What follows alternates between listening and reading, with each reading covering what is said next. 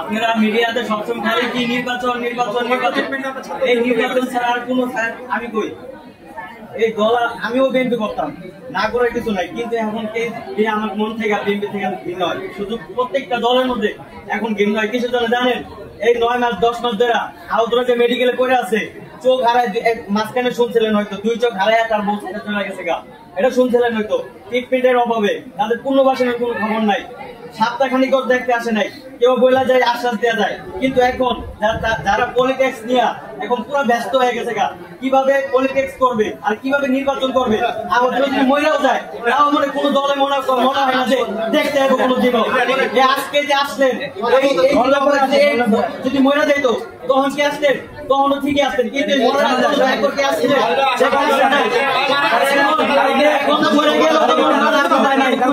যে মরে গেলেই সব শেষ। কিন্তু আপনারা কোন সব মিডিয়াতে ফোকাস করতে পারবেন না যে চিকিৎসা লেগে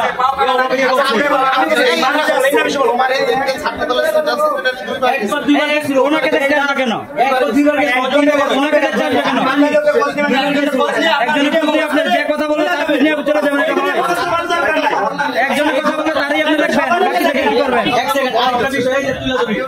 আপনাদের প্রতি দাবি থাকবে, আপনারা সবাই আমাদেরকে নিয়ে এখন সময় আছে। নাসির ভাই গেছিল, ভাই যা বলছিল কি জানেন, যে বলছিল তোমার যা দায়িত্ব আছে, তোমাদের যা পোশাক আছে সব চিকিৎসায় তারা অনেকেই কাতরাচ্ছেন, অনেকেই বেদনার্থ অবস্থায় পড়ে আছেন। তাদের আরও উন্নত চিকিৎসার জন্য প্রয়োজনে দেশের অন্য কোথাও ভালো হাসপাতালে অথবা বিদেশে তাদেরকে পাঠানো যায় কিনা সেগুলো নিয়ে খোঁজখবর করা বা স্পেশাল একটি কমিশন করা সরকার। তো সেই দিক থেকে জিনিসটি বলে পড়ে তাহলে এই পরিস্থিতি হতে হতো না। যাই হোক, যারা এই আজকে এই ধরনের একটি ঘটনার সাথে যারা যুক্ত হচ্ছিলেন, চীনা চিকিৎসায় নিজেদের জীবনকেই বিপন্ন করতে যাচ্ছিলেন, তাদের সবাইকে বলা হচ্ছে তোমাদের এই ধরনের কাজের যেন করতে না হয়। তোমাদের চিকিৎসার সম্পূর্ণ দায়িত্ব বিএনপির ভারপ্রাপ্ত চেয়ারম্যান, তিনি দেশের বাইরে থেকে এটি দেখেছেন, আমাদের পাঠিয়েছেন, তিনি নেবেন। এবং বিএনপির পক্ষ থেকে একটা সংগঠন তিনি যেটা করেছেন, আমরা বিএনপি পরিবার, সেই বিএনপি পরিবারের যারা নেতৃত্ব আছেন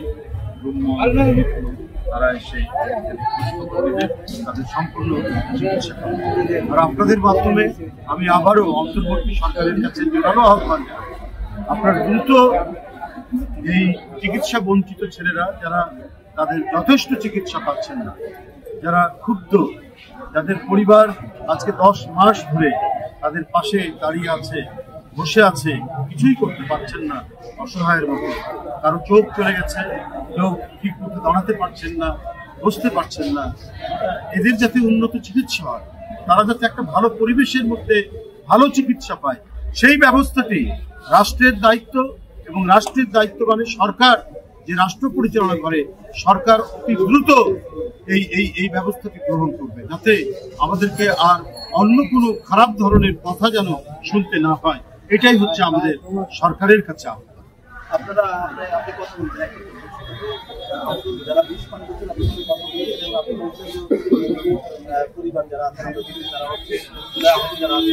চিকিৎসার দায়িত্ব যারা মানে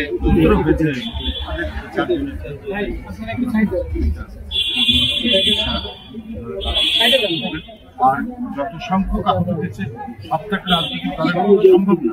আমরা এই হাসপাতালে অনেকবার হাসপাতালে এখানে অসুস্থ রোগীরা ছিল,